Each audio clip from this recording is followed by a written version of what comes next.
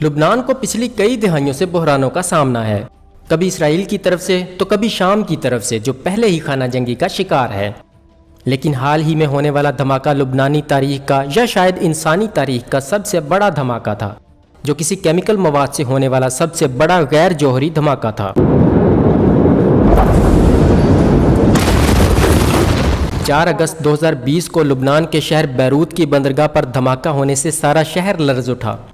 بندرگاہ پر دھماکہ اتنا شدید تھا کہ پورا شہر ہل کر رہ گیا، عمارتیں اور گاڑیاں بھی تباہ ہو گئیں۔ تباہ ہونے والی عمارتوں میں لبنان کے سابق وزیر اعظم سعد حریری کا گھر بھی شامل تھا۔ اچانک اتنے بڑے دھماکے نے لوگوں کے ہوش اڑا کر رکھ دیے۔ کسی نے کہا کہ اسرائیل نے حملہ کیا ہے، تو کسی نے کہا کہ حزب اللہ، جو کہ ایک اسلامی جہادی تنظیم ہے، اس نے حملہ کیا ہے، کیونکہ یہاں کافی جہادی گروپ کام کر رہے تھے۔ ابھی کچھ ہی سال پہلے لبنان کے سابق وزیر اعظم رفیق حریری پر قاتلانہ حملہ بھی ہوا تھا، جس میں وہ اپنے 21 ساتھیوں سمیت مارے گئے تھے۔ اس دھماکے میں 1000 کلو گرام مواد استعمال ہوا تھا، اس لیے لوگ دہشت گرد حملوں کی وجہ سے بھی خوف زدہ تھے۔ دھماکے کی وجہ 2750 ٹن امونیم نائٹریٹ تھی، جو 6 سال پہلے یہاں بغیر کسی حفاظتی اقدامات کے رکھی ہوئی تھی۔ یہ امونیم نائٹریٹ کسی جہاز سے قبضہ میں لی گئی تھی، جو کہ اسے غیر قانونی طور پر لے کے جا رہا تھا۔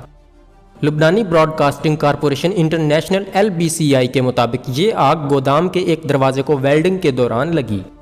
اس دھماکے کی شدت اتنی زیادہ تھی کہ 240 کلومیٹر دور مشرقی بحیرہ روم کے ملک قبرص میں بھی اس کی شدت کو محسوس کیا گیا، جہاں لوگوں نے اسے زلزلہ سمجھا، جس کی ریکٹر سکیل پر 3.3 شدت ریکارڈ کی گئی۔ اس دھماکے کے بعد جائے حادثہ پر نارنجی رنگ کے بادل چھا گئے۔ اس دھماکے کی جگہ 141 فٹ کا گڑھا بن گیا۔ اس دھماکے کو نیوکلیر دھماکوں کے بعد تاریخ انسانی کا سب سے بڑا دھماکہ کہا جاتا ہے، جس کی وجہ انسان خود تھے۔ اس دھماکے میں 218 لوگ ہلاک ہوئے اور 7000 افراد زخمی ہوئے۔ اس کے علاوہ 3 لاکھ سے زیادہ افراد دربدر ہوئے۔ دھماکے کی جگہ سے 10 کلومیٹر تک سب عمارتوں کے شیشے ٹوٹ گئے۔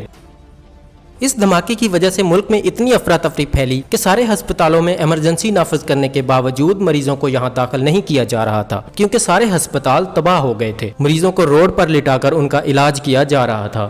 اس دھماکے کے بعد ہنگامی حالات سے نمٹنے کے لیے لبنانی حکومت نے $6.5 کروڑ کی رقم مختص کی۔ اس دھماکے کی وجہ سے ملک میں 3 روزہ سوگ کا اعلان اور 2 ہفتے کی ایمرجنسی نافذ کی گئی تھی۔ اس دھماکے کے اثرات آج بھی بیروت میں دیکھے جا سکتے ہیں اور آج بھی لوگوں میں اس کی وجہ سے خوف و ہراس پایا جاتا ہے۔